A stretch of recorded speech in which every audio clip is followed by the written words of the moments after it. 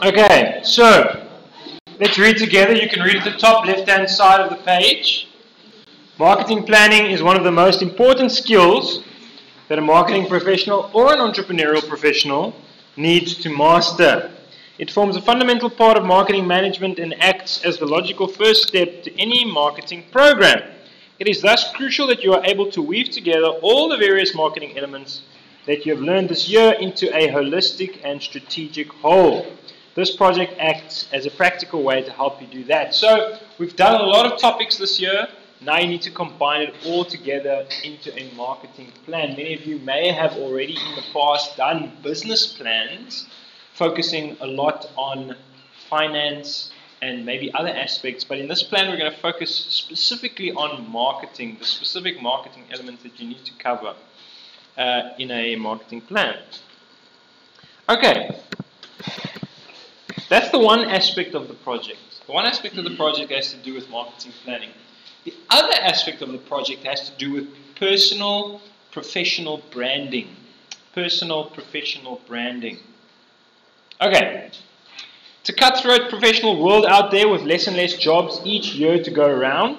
For that reason, it is vitally important that you begin building your professional brand today. Thus, you will complete different tasks designed to help you develop your brand and establish an online professional presence. Although this project is designed to help you establish your brand, you will continue to work on this brand all throughout your studies here at CPUT. We want you and your professional brand to be ready for the real world once you leave us. So many of you, although you are studying entrepreneurship, it's not necessarily a given that you are going to work as an entrepreneur at least immediately after you graduate. Sometimes and oftentimes entrepreneurship graduates find a job, right? And then work in that job until such a time as they've gained experience and gained finances in order to start a business. Or they do both at the same time, work and run a business. Now in the working world, and even if you're starting your own business, you need to develop your own personal, professional brand. Okay, what is that? That is the brand of you. Okay? In other words, I have a professional brand and you have a professional brand. And I've been working on my professional brand since, well, probably since high school actually.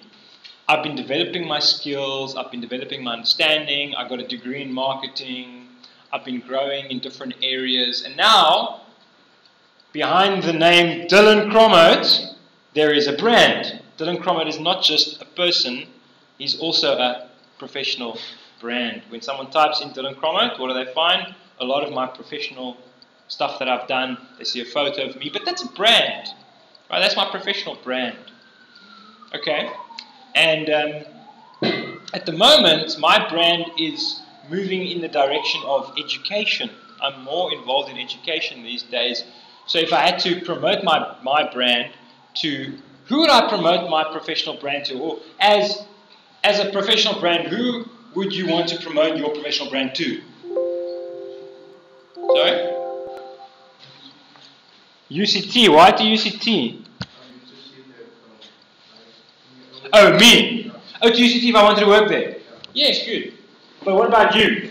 Who could you promote your professional brand to? Companies, yeah, but other potential employers. If you're an entrepreneur, then you wouldn't just promote your company brand. You'd also promote your personal brand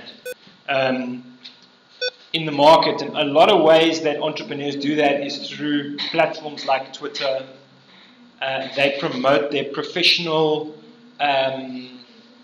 skills, because when they can associate a good professional person with a company, they're more likely to then come and do business with your company if you are also a good brand. Anyway, so whether you're an entrepreneurship student or a marketing student, or actually any type of student, you need to develop your professional brand, and that's what this project is going to help you do. It is going to help you conceptualize your marketing plan for your personal professional brand, and then you're going to create an online presence for that brand. Okay, let's quickly look at the timeline together. The first phase is the marketing plan, which involves 3 steps: a career plan overview, a marketing strategy, and a marketing mix, all for your career plan. We can call it a career marketing plan. And then the second phase involves developing an online blog for your personal professional brand. Now, I don't know if in entrepreneurship you have done much as far as building websites is concerned or doing digital marketing, but it's a very important aspect of, well, business today and marketing today. Because I learned how to do WordPress, I now am able to build websites, WordPress websites, for small businesses and for any business that I want to set up. So as an entrepreneur, it is vital for you to learn how to use WordPress. I'm actually quite surprised that they don't have it as a course, as a subject or a module in your course, because it's so important today. Anyways, but I'm going to teach you, lucky you, that you're my part-time student. So the steps involved there, you're going to develop your own personal blog. It's not for your company, although once you've learned it for yourself, you'll be able to do it for your company, if you have one. You're going to populate it with content, and you're going to promote your blog to the readers in the classroom who are going to comment on your blog. Okay, so the first phase, phase A, involves these different 3 steps. The career plan overview is step 1. The goal of that step is to begin to think about the general perspectives of your professional brand. It's going to include things like a personal vision, professional vision. What is your vision for your career? Your stakeholders, who's supporting you in terms of who's investing in you as a brand? Your parents, your lecturers, your friends, colleagues. Description of the industry you are passionate about. This is not necessarily the industry you are currently working in, it's the industry that you want to work in. Okay? It's the industry that you want to work in one day, or that you would like to start a business in one day. Okay, so for me, my industry is higher education. I'm involved, my brand is involved in higher education. What are yours involved in? What industries are you passionate? Because remember, entrepreneurship is just a field of study. It's not an industry. You've got to do entrepreneurship in a specific industry. Which one are you passionate about?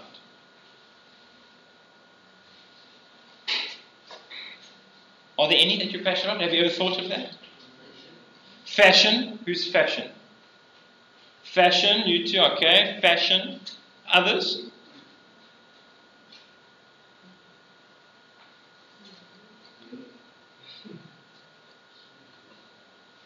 So we got fashion. Is that it? What about you, young man? Property. Okay, real estate. Great. Any others? You don't know? Finance. Okay, stock exchange. Cool. Okay. So there should be an industry that you are passionate about. There should be something. Just studying entrepreneurship for the sake of studying entrepreneurship, it's not going to get you anywhere. You need to move into an industry that you are passionate about and that you're going to be motivated to work in and to give your life to, because working in an industry that you're not passionate about is terrible, Just working to make money it doesn't satisfy you long term. What satisfies you in your job and what you do is that you do it in an area which you love, which you're passionate about, which you're making a difference in, which you're adding value in, and which you may be making money in as well. Maybe that's something you're passionate about. But nonetheless, it must be something that intrigues you, an interest like fashion or food or events or forex exchange or property or whatever, Something that gets you going. That you will even be involved with even if you didn't get paid for it because you love it so much. Anyway, so that section is going to ask you to think about your industry that you'd like to get involved in and the problem that you intend solving in that industry. Every marketing plan needs to solve some form of problem, and this is not going to be a people problem. What types of people are needed in that industry? What types of people are needed in that industry? And therefore, that determines what type of person you're going to become, what type of professional person you're going to become in order to solve that problem. The description of your potential customers. Who would be your potential customers as a personal professional brand? Who would be your potential customers as a professional brand? Who would be your potential customers? It would be organizations in that industry who could employ you. They would be your customers or your clients, potential customers that you could do work for. And then you'll do SWOT analysis of it. Let me make something very clear. You guys are an entrepreneurship class. Therefore, I know that you have done various little business plans and marketing plans throughout your studies. Do not hand in a regurgitated small business marketing plan and think that you're going to get any marks for this project. This project has nothing to do with small businesses. It has everything to do with you. So you can't just go and take something you've done before and just give it to the marketing lecturer and think you're going to get marks. It's not going to work. Last year, I had tons of students failing because they did that. When I specifically said to them, you cannot do this. It's not about a small business. It's about you. Okay? Right. So that's the career part. Then the next part you're going to do is you're going to develop a marketing segmentation and targeting strategy. And what you're going to do is you're going to divide into segments the different organizations in your industry. And I give an example of how to do that. You're going to choose which segments to target and you're going to develop a positioning strategy. How are you going to position yourself? How are you going to make yourself unique in that industry so that people employ you? Or let's say you do want to involve yourself in that industry in a way where you eventually start a business. You're still going to have to brand yourself in such a way that other organizations in that space want to partner with you. So how are you going to do that? How are you going to develop your professional brand so that you can work with others in that industry niche? And then lastly, you're going to develop a little marketing mix strategy where you do actual perceptual mapping and you do a positioning strategy and you do a little marketing mix strategy. Now, technical information. It's very important that you develop a written document that has 1.5 line spacing, Arial 11, everything like that. But I've created a template that you will use. Do not create your own template. Use my template. It's a Word document. You just have to replace the information there with your information. The template leads you step by step. It tells you what to do, and then it gives you an example of what you should do. So all you need to do is, you need to follow the instructions, put in your information, delete the example information, delete the instructions, and then Bob's your uncle. Okay? Okay, let me quickly show you that example.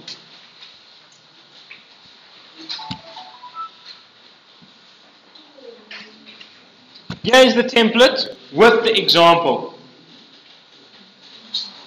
As you can see here, it's telling you what you need to do. You need to put in your name and surname, and student number. You would just change that to ND entrepreneurship. I'm your supervisor. You'll put in the date. I hope you know that is how every front page of every document that you hand in at CPUT should look, is how I've got it there. That is the official project outline. Then you have your declaration, you just fill in your details. Then you have an executive summary. Then I explain to you what an executive summary is. It's a summary of the entire document. When do you write your summary, your executive summary, at the beginning or at the end of your document?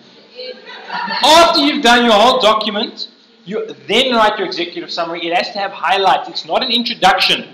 It's not saying we're going to discuss this or we're going to discuss that. No, it's literally giving highlights. So I explain what an executive summary is. Then I give an example of an executive summary. Alright. Do you do it at the beginning or at the end? At the end of... Like the executive summary. When you're done with the project? Once you finish the project, you write your executive summary and you put it at the beginning, yes. No, you obviously put it at the beginning. Okay, you guys are both right. Right, so I give an example there. Now, be very clear. I know what's in my example. So if I see, oh, look at that. That's me. You're writing about me. You're going to get 0. Because you're not writing your own executive summary. You're copying me. You can't copy me. Mine is an example. You can use it as a guide. Okay? So there's first the executive summary. Then there's the table of contents. Now, you need to include this table. This table of contents is already correct. All the sections that you're going to have in your table of contents is exactly the ones that are in here. The only thing that you need to change is the numbering. And guess how many students I got last year who didn't change the numbering? So you got 0 for that section. Yes, that's the whole point. You just have to change your numbering. I'm making it easy for you.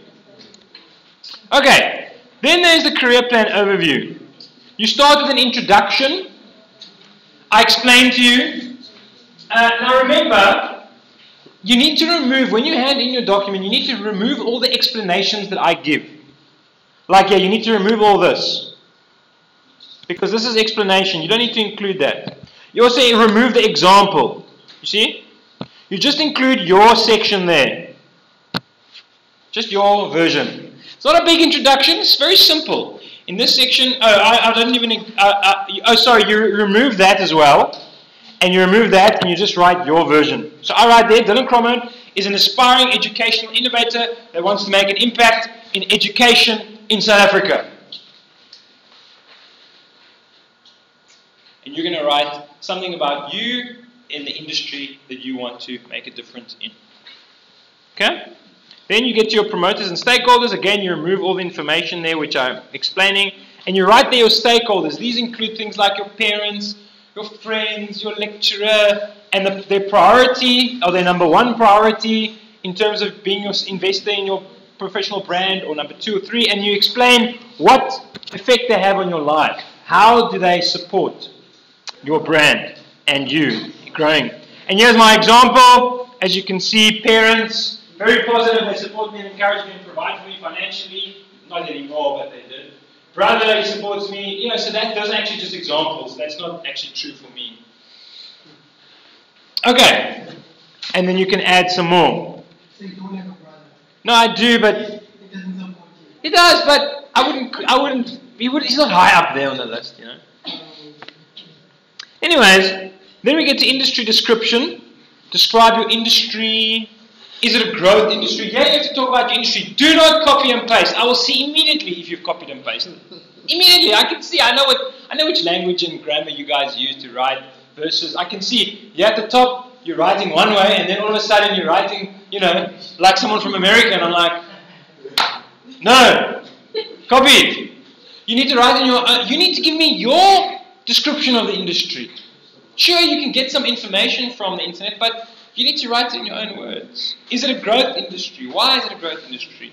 If you're passionate about this industry, then you'll be able to fill out that table easily. And how will you be positioned to take advantage of the changes in the industry? There's my example, higher education example. Okay? Problem solving. Society needs professional people to do one of 2 things: solve problems or take advantages. Now, here you have to list as many problems or opportunities in your industry as you can think of. In higher education, do not copy mine. In higher education, I have determined that some of the problems or opportunities include students are not very employable. Students are not very entrepreneurial, even if they study entrepreneurship. There are not enough jobs even for all the graduates. There is very little career guidance designed to help students. There is not enough space in the... so those are all the problems that relate to my industry. Okay? Then, I create a problem statement out of that. So it's like a little paragraph which kind of summarizes all the problems. There's my example. The higher education system in South Africa does not seem to be able to effectively equip young people to be both employable and entrepreneurial at the price they are able to pay in a way that is flexible and works with their 21st century lifestyle. So you're going to have to think about, based on all the problems that you've researched in the industry, in your industry, what can you create as a problem statement for your industry? Okay? And then you're going to create a professional people solution. What does that mean? What types of people does your industry need in order to solve these problems? So yeah, right, example, the education industry needs more people who are thinking outside the box and are willing to try new things in order to redefine how we educate. Also, it needs more people who understand how to use digital technologies in order to educate. And then I say that I will become such a person. So you're going to become the solution to the problem in your industry. Okay? Right. Then we get to products and services. This is basically your CV. Okay? Those are your products and services. The things that are in your CV are examples of the things that you can do for a company. Your qualifications, your work experience, your skills, your contacts, those are all like your skills, your products and services. That's what you can offer. Okay? So, there's my example. I go into my background, my qualifications, my work experience, and my skills and abilities in the different areas. Mine might be a little bit longer than yours because I've been working for longer. But right, you want to try and be as detailed as possible. Okay? Then, customer description. Here you describe who your customer is. And as you can see for me, my customer is universities, NGOs that run educational programs, private colleges, and so on. And I give some examples in Cape Town. Okay? So that's my customer. Who's going to be yours? Organizations in the industry that you could work in. Then you get to the SWOT analysis. Here you get into your strengths, weaknesses, opportunities, and threats. Okay? Remember, strengths and weaknesses are internal, opportunities and threats are external. So what are your strengths and weaknesses? And in the industry, what opportunities and threats that you can get involved in? So yeah, I've got strengths, young and innovative, tech savvy, fast learner, understand how the new young learners, weaknesses, little research experience, no teaching qualification, try to do too many things at the same time. Maybe one of yours can be procrastination. Right? Opportunities in the environment. Be involved with new innovations in education. Work in other countries and universities. The growth of online learning is a wonderful opportunity. Threats. My BE status. I'm probably the worst on the ladder you get. Actually, no, I'm not. If you're foreign, you're under me. Yeah. Right. So I'm second on the ladder. Right? I do not yet have a master's, which is a requirement of many universities. Student unrests have been a major threat to stability, not this year, but about 2 years ago. And so on. So those are all threats. You've got to think about what are threats in your industry. It's not, don't look at mine and copy. What are threats in your industry? What are opportunities in the industry that you love? Okay. Then you create a little small positioning introduction using these various elements, benefits and features, and so on. So benefits and features currently. What are my current benefits and features that I can offer an organization? I can teach a syllabus, I'm innovator, and then future benefits. What are future things that I would like to offer companies? Right, I want to be prolific at research, I want to better understand how to ensure effective student learning. So those are future goals. Competitive advantage, I'm young and passionate. What makes me different? That's your competitive advantage. What is going to make you different in your industry? Okay, and I've got quite a few things there that I talk about which makes me different. What makes you different? Again, don't copy me. You're not me. Your unique selling point is the one thing that you're going to sell about yourself. The one. You might have lots of things that make you different in your competitive advantage, but what's the one thing? What's the one thing that you're going to sell about yourself? With me, most of the time, I sell my innovativeness. A lot of departments, even in different universities, contact me to ask me to help them with recording, lectures and innovative approaches to teaching and learning. And I've got YouTube videos which brands me like that, because my YouTube videos teach people how to use technology for education. So that's one way that I'm branding myself, and a lot of people find those videos. So how are you going to brand yourself? What's the one thing that you're going to sell about yourself? Okay, because you can't do everything. Then you have disadvantages and future developments, and okay.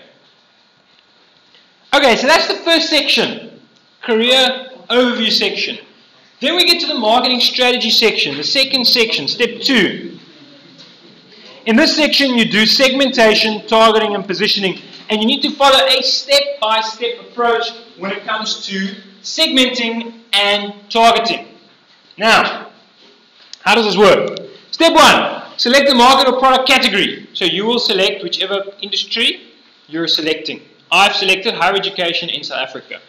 Step 2, list the potential needs in the market or product category. Now, in the industry, what needs do they have of professional people that they're going to employ? What are the needs that the market has? So in South African universities, in my case, what is their needs? Well, they need someone who has a master's qualification, someone who has industry experience, someone who has research outputs, someone who has teaching experience. Those are some of the key things that they need. Okay?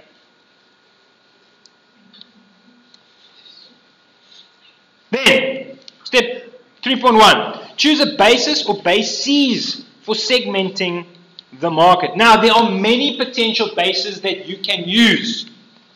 You do not need to use all of them. That table that I've got there, employer segmentation variables, those are like normal segmentation variables. You don't have to use all of them. You can use 3 or 4 of them.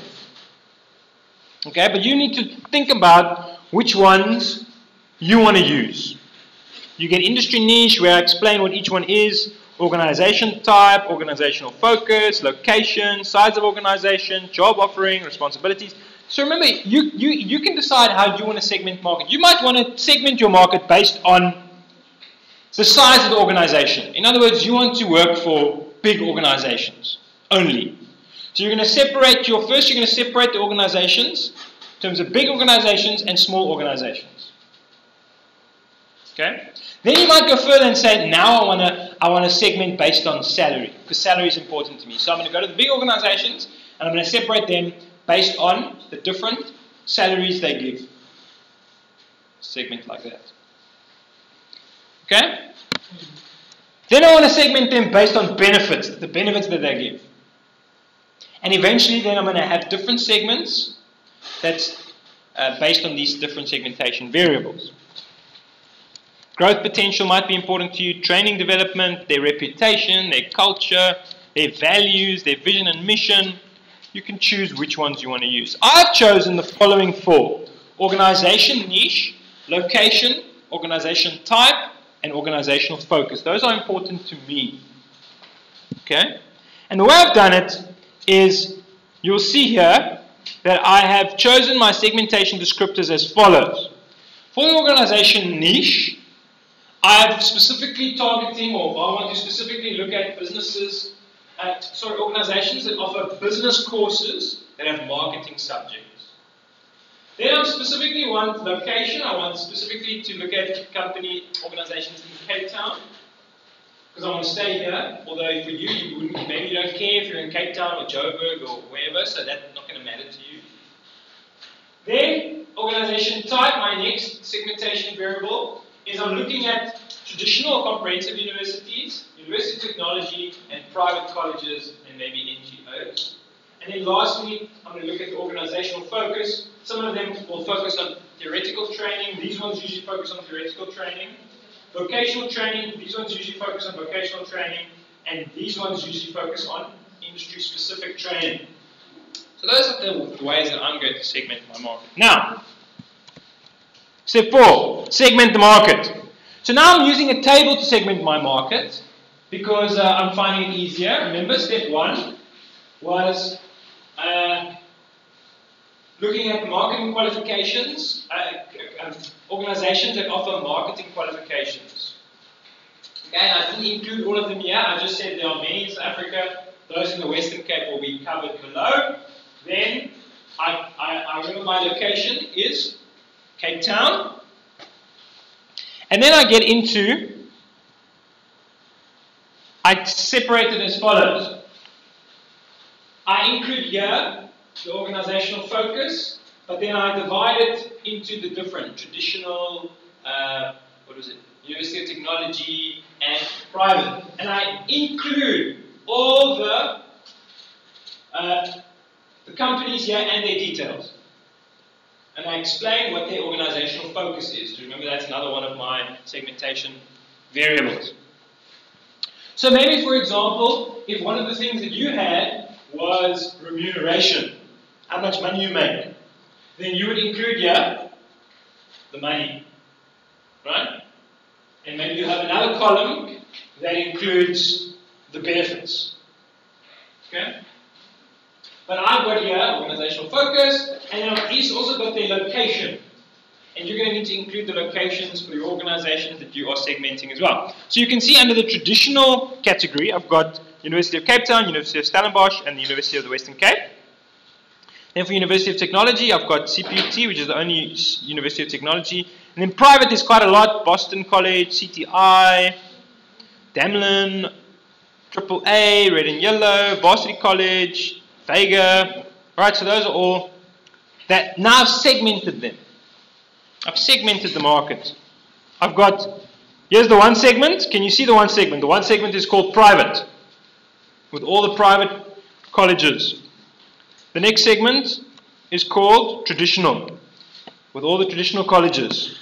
And the other segment is called Universities of Technology, with all the University of Technology. So I've got three segments. Can you see that? Alright, can you see I have my three segments? Now, good. Then the next one I'm going to decide, profile and analyze the homogeneous segments. Step 6.1, identify the determining dimensions. Now this is getting a little bit tricky because this is from chapter 6. So we did cover this in chapter 6, and I've actually got videos on chapter 6 where I cover this also in more detail. But you didn't do a test about this because it's more practical. Now, check what I do now. Now I've got my three segments. Do you see them? Theoretical, vocational, industry specific. I've got all the organizations, but now I'm going to be looking at some other things as well. Look at their focus, look at the details of their offering, and you might include their various things like work hours, whatever's important to you. Details of offering. Now, the determining dimensions is their needs. What do they need from people who are going to work for them? They need, those are determining dimensions. They need research experience and preferably a teaching qualification. This segment. This segment needs research experience and preferably industry experience. And this segment needs only a relevant degree and lots of industry experience. So they are right, what do they need from me? Or from people who they want to work for? Then, the next one is identifying the qualifying dimensions. Qualifying dimensions are the things that you care about. Not that they need, but that you need. What do you care about? So what do I care about? I want to work for an organization that offers student development and teaching excellence. They really care about that. They care about industry relationships and opportunities for work integrated learning. They care about innovation. They care about education for all. So these things are important to me. And when I'm looking at a specific organization or a specific segment that I want to target, I'm going to use these things to evaluate them. If they don't offer these things, then I'm not going to work for them, or I'm not going to target them. What things are important to you? You might want to work in a company that's very innovative, that's doing a lot of technology and research and development. That might be a qualifying dimension for you. Another qualifying dimension for you might be that it's a very big organization that's got different hubs all over the world so that you can work in all the different places. Another one might be that you want, there must be a lot of training and development happening at that company so that you can really become trained and well developed. And remember, all this stuff you can find out on their websites. Okay? You can find it out on their websites. And if you just do a Google search on the different companies. And then lastly, you name and select the target markets. So what I chose was, I chose the theoretical segment, and I chose the vocational segment. But I called them different names. I gave them funky names. Student success and work success. Okay, but essentially I'm choosing the theoretical segment and the vocational segment. And you can also give yours names if you like. And then I explain why I want to target these two segments. And then I get it to the targeting section, where I explain how I'm going to target these two segments. This is how I'm going to target I'm first going to target the vocational segment, and that's how I'm going to target them. I'm going to build relationships with industry organizations. I'm going to get involved in service learning. I'm going to do research into work integrated learning, and so on. And then after that, I want to target this segment. And how am I going to do that? I'm going to take conferences. So you need to decide how. Remember, you need a strategy to get into these industries and to target these specific segments because they all want different things. Okay? All right. Then lastly, we get to positioning. Now, what do? The first thing you do, step 1.1, is you list the attributes that are desired by the customer. Again, you're going to list again. What do companies want from people? In my case, it's these different things. Relevant qualification, research experience, teaching experience, blah, blah, blah. Okay? Then, step 2. This all comes from your textbook, these different steps. You rank the attributes from the most important 1 to the least important 7. And then you take the top 4 ranked attributes, and before you do that, you list some potential competitors. Now, who would be your competitors? Who would be your competitors? Right, other job seekers, correct. So for me, other competitors would be other lecturers. Now, you're going to create like make-believe competitors. Okay? You're going to create, you can even choose people in your class if you like. That are your competitors. Or other people that you know in your industry that care about that industry. You're going to create competitors. Okay, I've created some competitors here. Joe, just a random name. He has lots of research experience. Tandi has lots of teaching experience. Kirtley has lots of industry experience. And Betty is very high qualified. So I've given them each a little niche. And then I've plotted them on this graph. Over here. See? That's the example graph.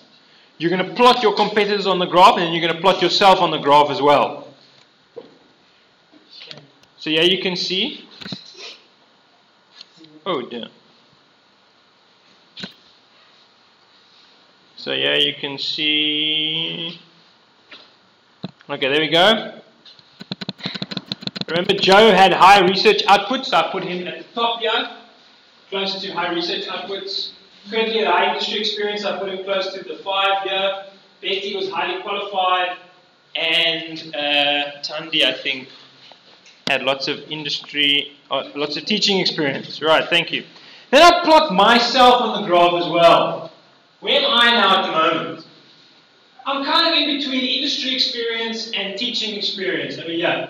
But I put an arrow to which in the direction that I want to move. I want to gain more qualifications and I want to have more research experience. I want to move in this direction. Until I'm eventually until I'm eventually in the middle, I guess, there and here. So I've got a little bit of everything. Okay? So you're going to plot yourself on the graph and then you're going to put an arrow in the direction that you want to grow. Okay? And then lastly, you develop your positioning strategy. and you explain your differentiation. How are you different? Your competitive advantage, your positioning base, your positioning strategy, and your unique selling proposition.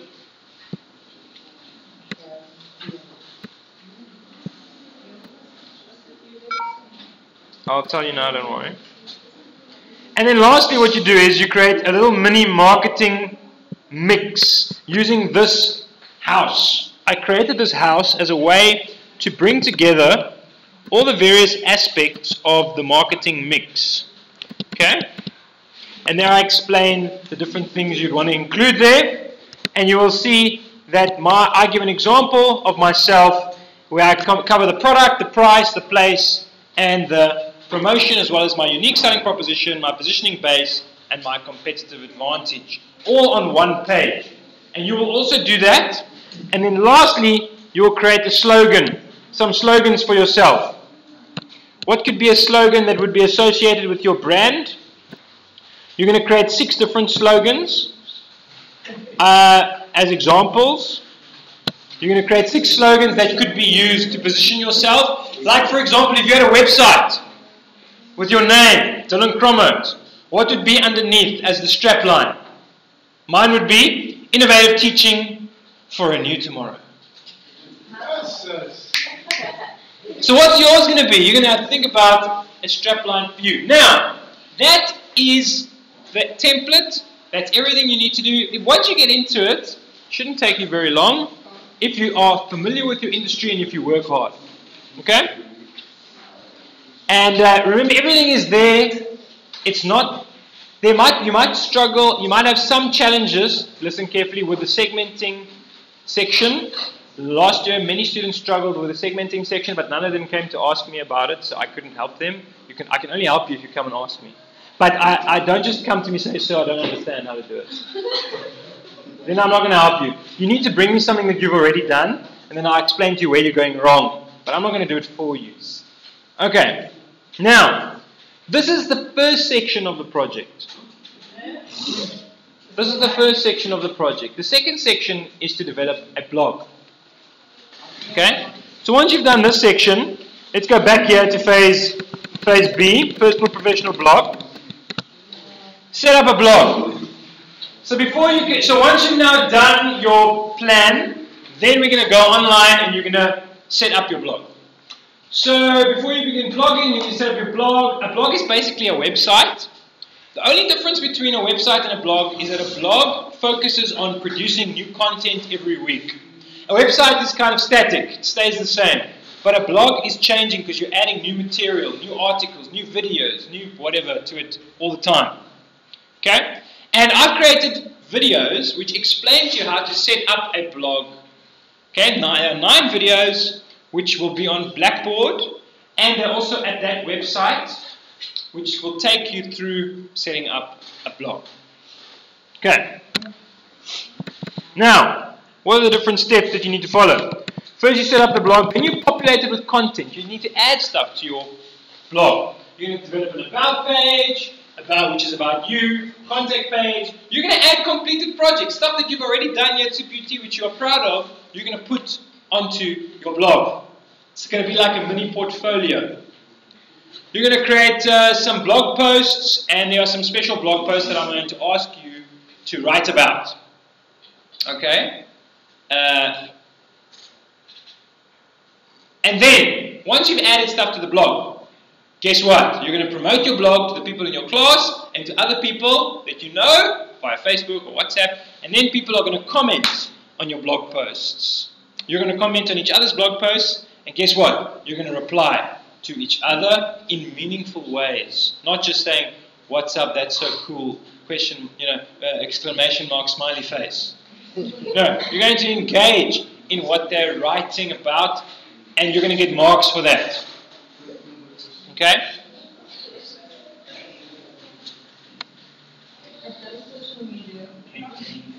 You do now?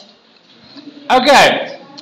So that is the blog, and you will notice that there's a rubric for all of these things. There's a rubric for the career marketing plan. Oops.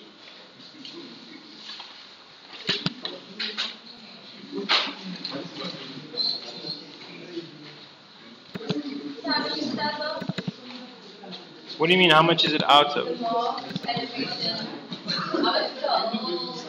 20% of your year mark.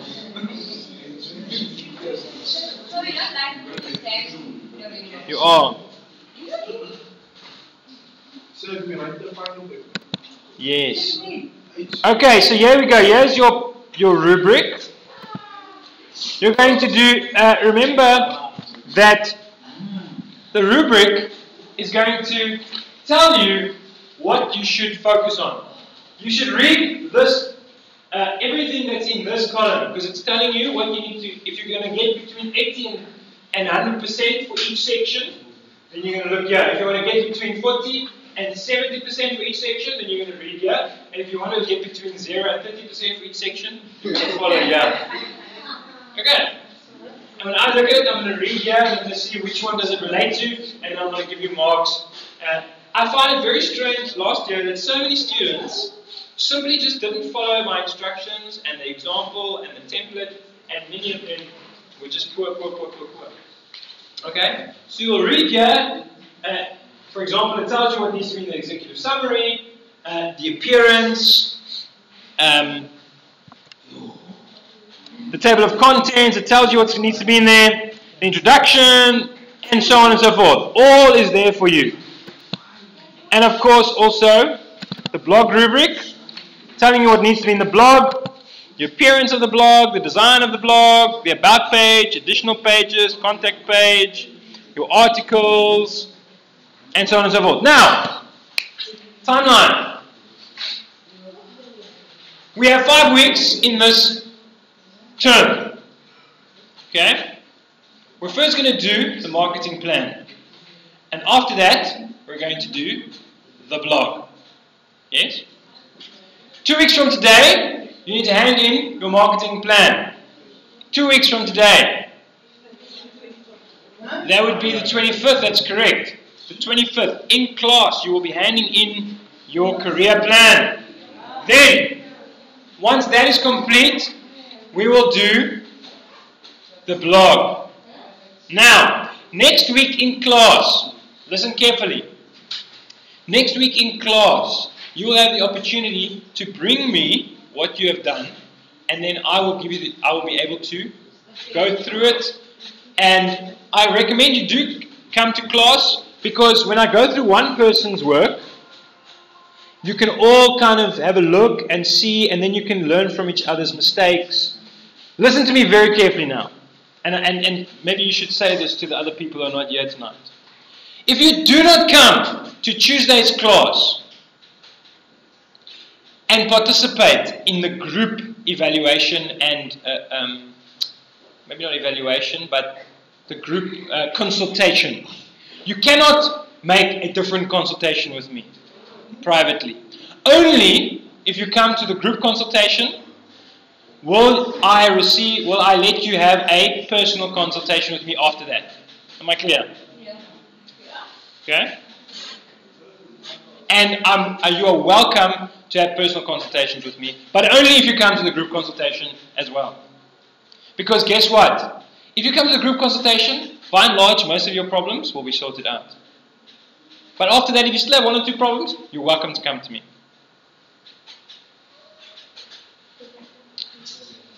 Actually, you know what? I'm going to do you a favor. We're going to have 2 consultations. It's not due on the 25th. It will be due at the end of that week, the Friday.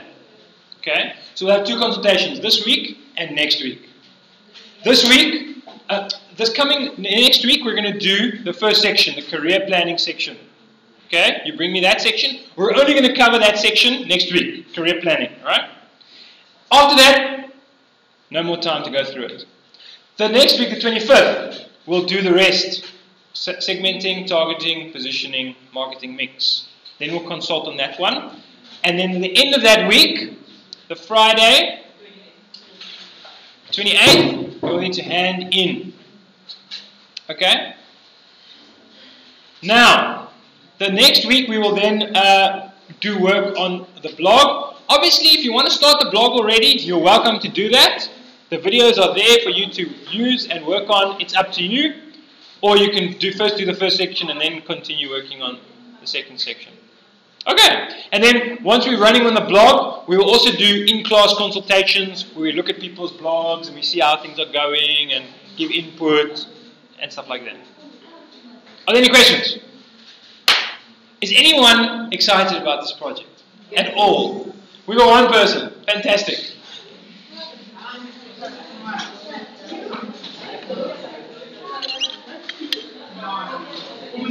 This is not a lot. This is what it's supposed to be like.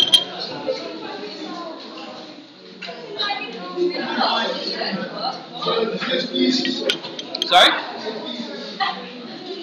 I'm always surprised by the entrepreneurship department. Because what's normal for every other department at a second year level is like, it's way too much for the entrepreneurship department students.